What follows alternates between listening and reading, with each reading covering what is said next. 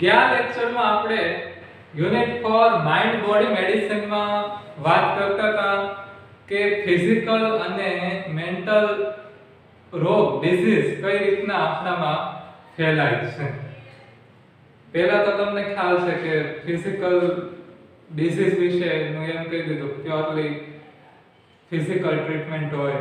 માનસિક રોગોની વાત કરી તો જુદું જુદું આપણે જે રીતના જીવન જીવતા હોય, આપણી જીવનશૈલી જેવી હોય એમાંથી આપણને માનસિક રોગ થઈ શકે. એટલે બધાને જીવનશૈલી સારી હોય તો વાંધો નથી હોતો, પણ જીવનશૈલી જો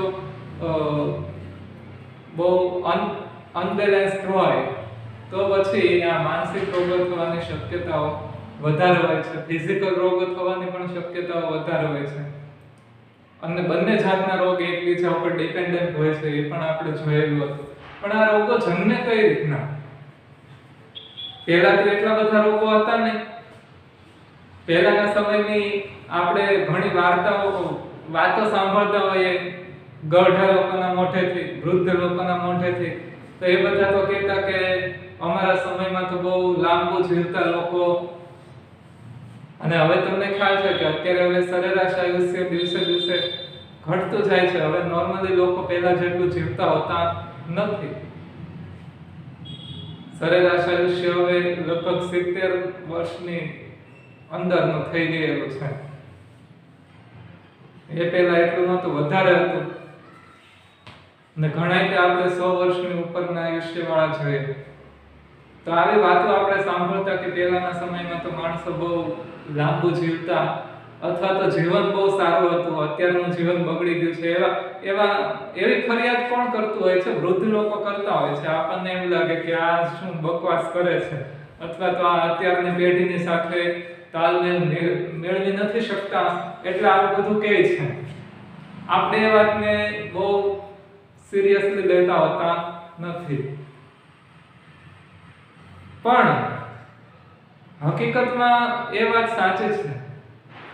What they are talking is really true. It is not a joke or it is not a folk tale. બરાબર? એ કોઈ લોક વાર્તાઓ નથી કે આમ કહી દીધેલી હોય. એ સાચી છે કે પહેલાના સમયમાં લોકો વધારે જીવતા, કારણ કે ત્યારે શારીરિક રોગો એટલા હતા નહીં અને માનસિક રોગો પણ એટલા હતા નહીં. હવે માનસિક રોગ અને શારીરિક રોગ આ છેલ્લા 100 વર્ષમાં ખૂબ જ વધ્યા છે. 100 થી 150 વર્ષમાં એમાં ખૂબ જ વધારો થયો. તો પછી આપણામાં કાંઈક એવી જીવનશૈલીમાં પરિવર્તન આવ્યું છે છેલ્લા 100 થી 150 વર્ષ દરમિયાન કે જેમાં માનસિક રોગોનો અને શારીરિક રોગોનો વધારો થયો. હવે what has changed એ આપણે ગયા લેક્ચરમાં જોયેલું હતું. What has been changed in our lifestyle that we have surrounded with so many mental and physical disease.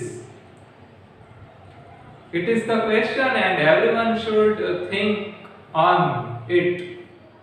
બધાએ આ બાબતે વિચારવું જોઈએ, બધાએ આ બાબત ઉપર વિચાર કરવો જોઈએ. Something has been changed. કાંઈક તો એવું પરિવર્તન થયું છે. અને તમને અત્યારે તો જીવતો થાકતો દાખલો એનો કોરોના છે જ. The corona is the living example and the present example you can observe. કે શું એવું પરિવર્તન આવ્યું? ઘણા બધા કહેતા હતા ચામાં ચીડિયા બધા ખાતા હતા, એમાંથી બધું થયું. ઘણું બધું છે, પણ આપણે એ વાત ઓબ્ઝર્વ કરી છે કે કાંઈક આપણે પ્રકૃતિને ડિસ્ટર્બ કરેલી છે, આપણી પણ અને આપણી આસપાસની પણ. We have disturbed the nature of our lifestyle and the world. આપણે જીવનશૈલીને ડિસ્ટર્બ કરેલી છે અને દુનિયાને પણ ડિસ્ટર્બ કરેલી છે, અને એ બંનેની કમ્બાઇન્ડ ઇફેક્ટ આપણા સ્વાસ્થ્ય ઉપર, આપણા માનસિક સ્વાસ્થ્ય ઉપર અને શારીરિક સ્વાસ્થ્ય ઉપર થઈ છે. અને એ વાત ગયા લેક્ચરમાં આપણે ચાલતી હતી કે શું શું આપણે બદલ્યું છે, કેવું પરિવર્તન આપણા જીવનમાં આવ્યું છે જેને લીધે આ બધા રોગોનો that we are facing the deadly disease today.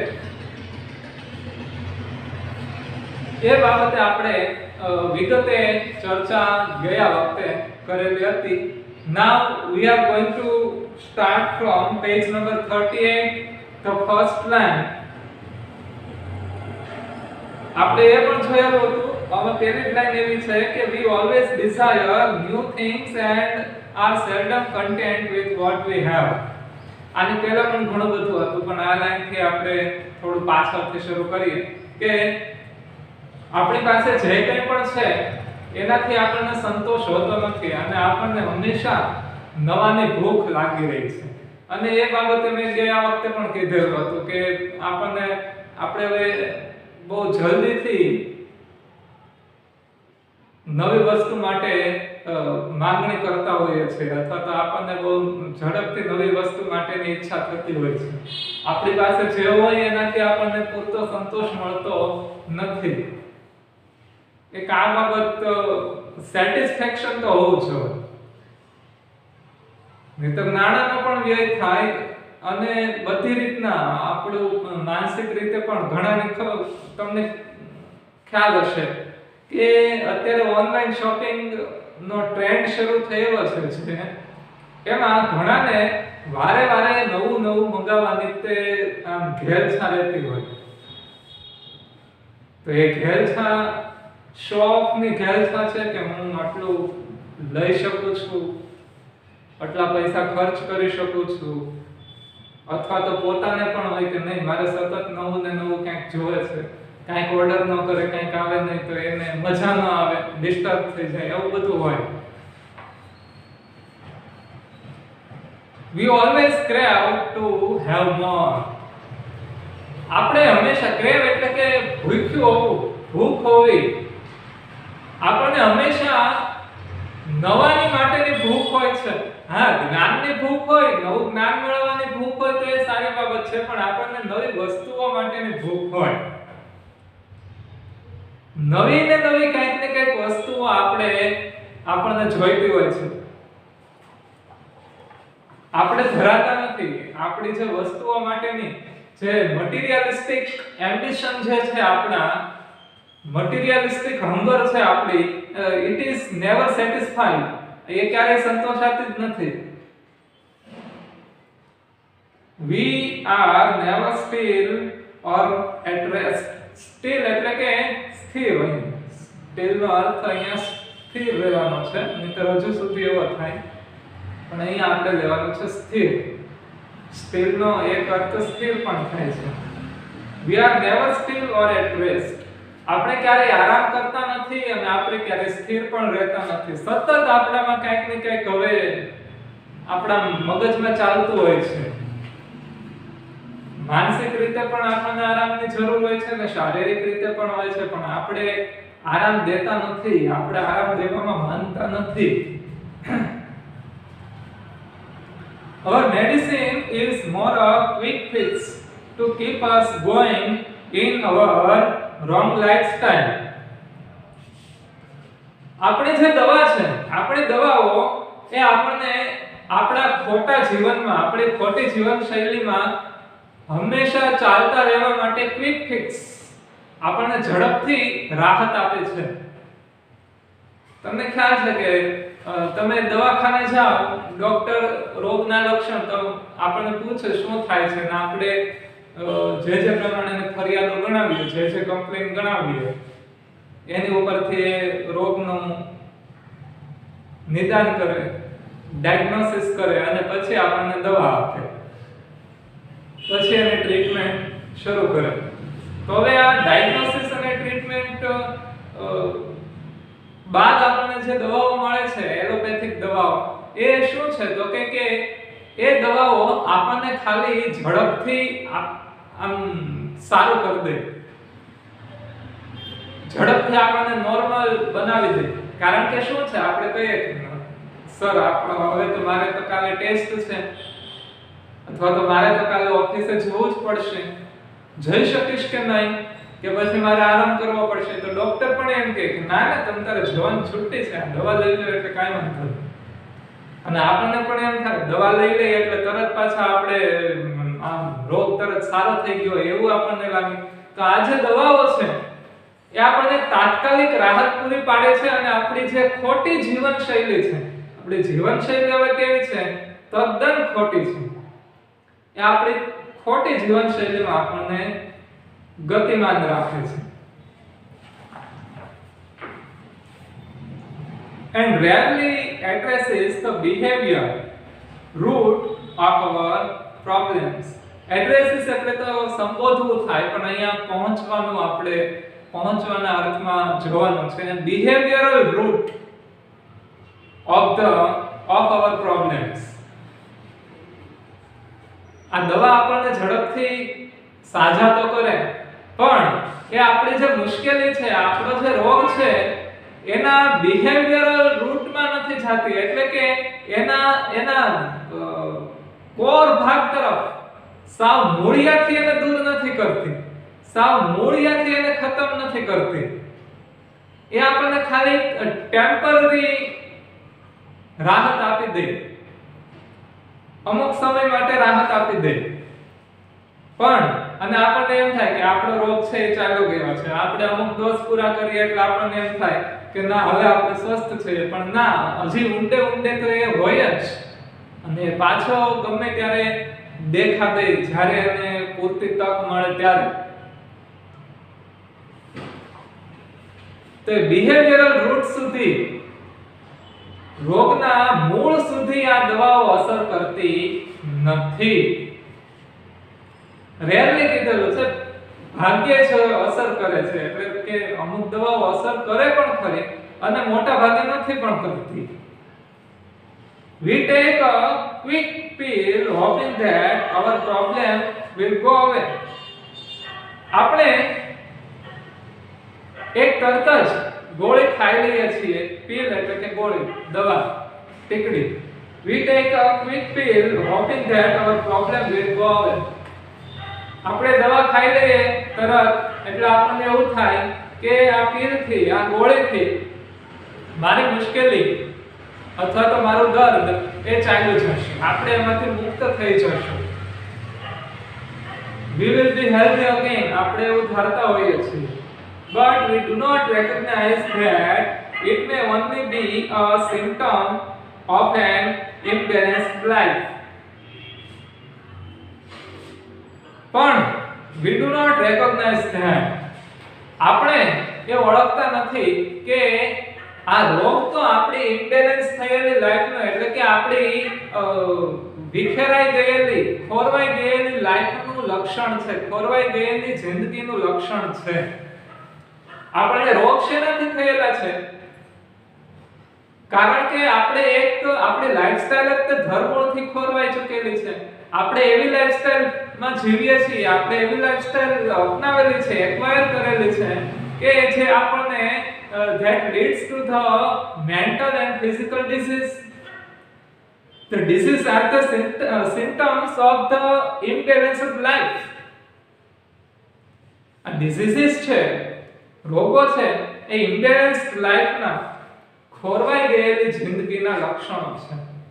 કે આપણને પેલું રેડ સિગ્નલ દેખાડે છે આ રોગો, કે હવે તમે થંભી જાઓ, હવે આગળથી આગળ જો તમે જાશો તો પછી તમારી માટે મુશ્કેલીઓ ઊભી થઈ શકે. It is a warning light that we must notice. અમે કીધું એમ, આ રોગો આપણા શરીરમાં જે આપણને રોગોના લક્ષણો દેખાય છે એ આપણી માટેની એક વોર્નિંગ લાઇટ છે, ચેતવણીની લાઇટ છે, ચેતવણીનું સિગ્નલ છે. It is a warning signal. એ આપણને એવું જણાવે કે which indicates that we must stop. આપણને એવું જણાવે કે આપણે અટકવું જ હવે જોઈએ, ખોટી જીવન શૈલીને ફોલો કરતા અટકવું જોઈએ. Ayurveda, on the other hand, teaches harmony with nature, simplicity and contentment as key to well-being. Well-being એટલે કે સ્વસ્થ જીવન, સ્વસ્થ અસ્તિત્વ આપણું. જે આ પાઠ છે મોટા, આમ તો આયુર્વેદિક પદ્ધતિ, આયુર્વેદિક ઉપચાર ઉપર આધારિત છે આ પાઠ, હવે આમાં એલોપેથીનું તો આપણને એવું કીધેલું હતું કે ટેમ્પરરી રાહત આપણને આપી દે, પણ બહુ વધારે પડતો ડિઝીઝ ફેલાઈ ચૂકેલો હોય, રોગ ફેલાઈ ચૂકેલો હોય તો પછી એમાં આયુર્વેદ કાંઈ કરી શકે નહીં. એટલે આયુર્વેદનો એ ગેરફાયદો પણ છે, એ આપણે જાણવું જોઈએ. પછી સાવ તો આયુર્વેદને ફોલો કરીએ એવું તો કેમ બને? Ayurveda, on the other hand, teaches harmony with nature, simplicity, contentment as key to well-being. બીજી બાજુ આયુર્વેદ આપણને પ્રકૃતિની સાથે સુસંવાદિત, હાર્મની એટલે કે સુસંવાદિતા, પ્રકૃતિની સાથે સુસંવાદિતા, સિમ્પ્લિસિટી સરળતા અને કન્ટેન્ટમેન્ટ એઝ કી ટુ વેલ-બીંગ, અને સ્વસ્થ રહેવા માટે સંતોષ એ જરૂરી પાસા તરીકે ગણાવે છે, જરૂરી પાસા તરીકે ઓળખાવે છે. એટલે કે આયુર્વેદના મત પ્રમાણે સ્વસ્થ જીવન જીવવા માટે એક તો સંતોષ, બીજું સિમ્પ્લિસિટી એટલે સરળતા, વ્યક્તિત્વની સરળતા, અને ખોરાકની, ડાયટની પણ સરળતા, અને એ સિવાય ત્રીજું હાર્મની વિથ નેચર, પ્રકૃતિની સાથે સુસંવાદિતા. આ ત્રણ બાબતોને આપણા સ્વસ્થ જીવનના પાયા માને છે. It shows us how to live in a state of balance in which fulfillment is a matter of being, not of having. It shows us to live in a state of balance. એ આપણને બેલેન્સમાં રહેતા શીખવાડે છે આયુર્વેદ. એ આપણને બધી બાજુથી સ્થિર રહેતા, balanced life, આપણને સ્થિર રહેતા શીખવાડે છે આયુર્વેદ. અને આપણને એવો પણ ઉપદેશ આપે છે કે આપણે એક બેલેન્સ્ડ લાઈફમાં જીવવું જોઈએ. નો વધારે પડતી બિઝી હોવી જોઈએ અને નો વધારે પડતી નવરાશવાળી હોવી જોઈએ. એકદમ સંતુલિત જીવન હોવું જોઈએ. In which fulfillment is a matter of being. Matter of being, being એટલે કે અસ્તિત્વ, કે જેમાં fulfillment એટલે કે જરૂરિયાતોની પૂર્તિ એ આપણા અસ્તિત્વ માટેનો હિસ્સો છે, આપણા અસ્તિત્વનો એક ભાગ છે. Not of having. આપણે અહીંયા પૃથ્વી ઉપર બધું લેવા માટે જન્મા નથી. આપણા અસ્તિત્વને ટકાવી રાખવા માટેનો એક ભાગ છે આપણી જરૂરિયાતોની પૂર્તિ. એ પછી આપણે લીધે જ રાખવું એવું હોતું નથી, એવું હોવું જોઈએ નહીં, એવું આયુર્વેદ કહે છે. એટલે કે સંતોષ હોવો જરૂરી છે ભોજનમાં, કાર્યમાં, બધી રીતે, વિચારોમાં. It connects us with the source of creativity and happiness within ourselves. એ આપણામાં રહેલી ક્રિએટિવિટી અને હેપીનેસને આપણી સાથે કનેક્ટ કરે છે. કોણ? આયુર્વેદ. આયુર્વેદ એ આપણામાં રહેલી ક્રિએટિવિટી એટલે કે રચનાત્મકતા, આપણે કેટલી હદે રચનાત્મક વિચારી શકીએ છીએ, નવું વિચારી શકીએ છીએ. નવું વિચારવાની વાત છે, નવું ખરીદવાની વાત નથી. આપણે કેટલું નવું વિચારી શકીએ, આપણી રચનાત્મકતા કેટલી છે, અને આપણો જે આંતરિક આનંદ છે, સ્વભાવગત આનંદ છે, એને આપણી સાથે જોડે છે, આપણા વિચારોની સાથે, કે જેનાથી આપણે તદ્દન અજાણ છીએ.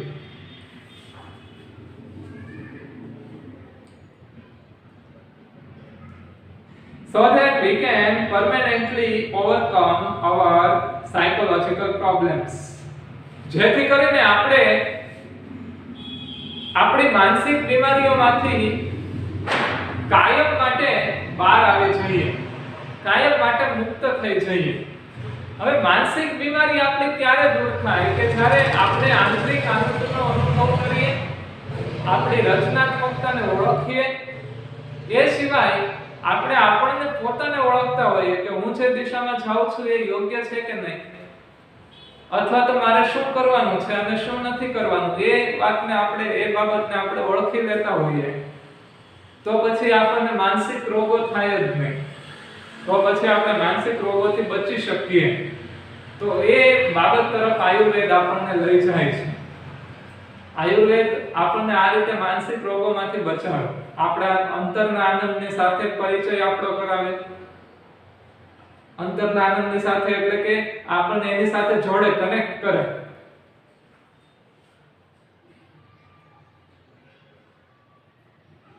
Ayurveda provides a real solution to our health problems, which requires to change how we live, think and observe. Ayurveda provides a real solution to our health problems. Ayurveda એ આપણા સ્વાસ્થ્યને લગતા પ્રોબ્લેમ્સનું, આપણા સ્વાસ્થ્યને લગતી મુશ્કેલીઓનું સાચું નિવારણ પૂરું પાડે છે. સોલ્યુશન એટલે નિવારણ. એ આયુર્વેદ આપણને સાચું નિવારણ પૂરું પાડે છે બીમારીઓનું. which requires to change how we live, think and observe. કે જેમાં આપણે કઈ રીતે વિચારીએ છીએ, કઈ રીતે રહીએ છીએ અને કઈ રીતે દુનિયાનું અવલોકન કરીએ છીએ, એમાં કઈ બાબતોમાં પરિવર્તન કરવાની જરૂર છે, એ બાબત આપણને શીખવાડે છે. એટલે આપણે ખુશ ક્યારે જ રહી શકીએ, અથવા તો આપણે ત્યારે જ તે સુસંવાદિત જીવન, બેલેન્સ્ડ લાઈફ જીવી શકીએ કે જ્યારે આપણા વિચારો છે એ સંતુલિત હોય, જ્યારે આપણો અવલોકન છે એ તટસ્થ હોય, અને જ્યારે આપણે યોગ્ય રીતે વિચારી શકતા હોઈએ અને બેલેન્સ્ડ લાઈફ, સંતુલિત જીવન જીવતા હોઈએ છીએ. તો આ સંતુલિત જીવન જીવતા આપણને આયુર્વેદ શીખવાડે છે. તો અહીંયા સુધી આજે આપણે ટોપિક રાખીએ, લેવલ ઓફ આયુર્વેદિક હીલિંગ, એટલે આયુર્વેદિક ઉપચારના તબક્કાઓ, એ આપણે આવતા લેક્ચરમાં ભણીશું. ત્યાં સુધી આટલું રાખીએ છીએ.